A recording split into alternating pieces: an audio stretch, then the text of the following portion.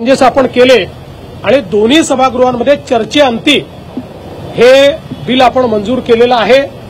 यामुळे भारताच्या संविधानिक व्यवस्थेला उलथून टाकण्याचा विचार करणारे आणि भारताच्या संविधानाला न मानणारे अशा प्रकारच्या ज्या शक्ती आहेत त्या शक्तींवर आपल्याला कारवाई करता येईल। मी पुन्हा एकदा सांगतो, काही लोक आजही बिल न वाचता त्यातलं एकही अक्षर माहिती करून न घेता या बिलाच्या विरोधात बोलतायत।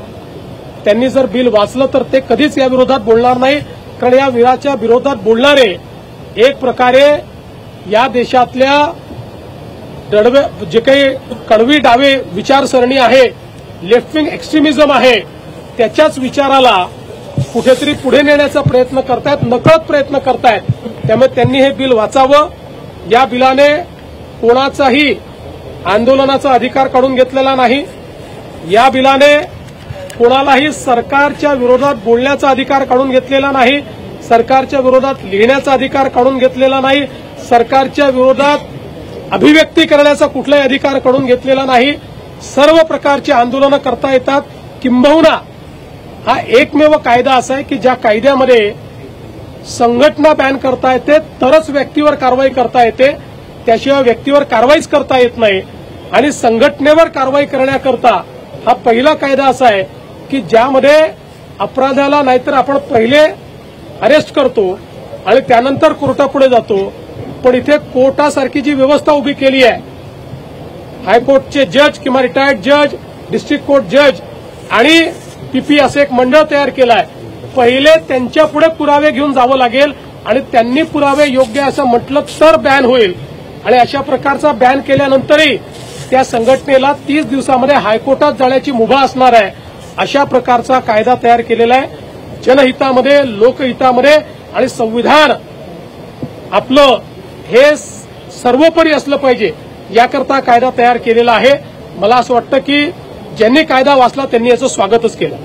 देवेंद्र जी, सीजीआई ने बोला है प्रश्न सुधार की जरूरत है क्योंकि अंडर ट्रायल कई सालों तक चलता है और उसके बाद उसे निर्दोष बरी हो जाता है। देखिए, माननीय जो सीजीआई साहब हैं, इनकी बात बिल्कुल सही है। हमारे क्रिमिनल जस्टिस सिस्टम में तेजी आने की आवश्यकता है और मैं ऐसा मानता हूं इसी के चलते 100 साल से भी ज्यादा समय के अंतराल के बाद मोदी जी की सरकार ने और हमारे गृह मंत्री अमित भाई शाह, इन्होंने नए कानून लाए हैं। इन 3 नए कानूनों ने भारतीय न्याय संहिता, भारतीय नागरिक सुरक्षा संहिता और भारतीय साक्ष्य संहिता, इन्होंने क्रिमिनल जस्टिस सिस्टम को पूरे तरीके से बदलने का प्रयास किया है और क्रिमिनल जस्टिस सिस्टम में ट्रांसपेरेंसी और तेजी दोनों इसके कारण आने वाली है।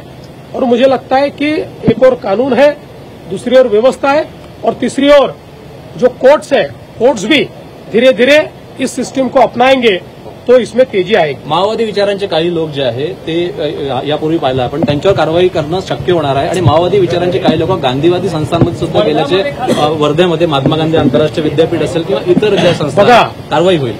जे काही माओवाद्यांचं संविधान मी वाचून दाखवलं, त्या संविधानामध्ये त्यांनी त्यांच्या केडरला दिलेला एक प्रकारे हा संदेशच आहे किंवा हे टार्गेट आहे की लोकशाहीवादी संस्थांमध्ये शिरायचं आणि मग त्या ठिकाणी अराजकता तयार करायची, हे त्यांचं मॅन्डेट आहे। त्यामुळे अशा कुठल्या संस्थेमध्ये ते शिरले आहेत याची माहिती घेतली जाईल आणि कायदेशीर कारवाई केली जाए। हिंदी में सर ये बताइए, माओवादी विचार जिस तरह से कुछ संस्थाओं में घुसा है, गांधीवादी कुछ विचार संस्थाओं में माओवादी विचार घुसने की इसके पहले जानकारी थी, इस पे कार्रवाई नए कानून के तहत होगी?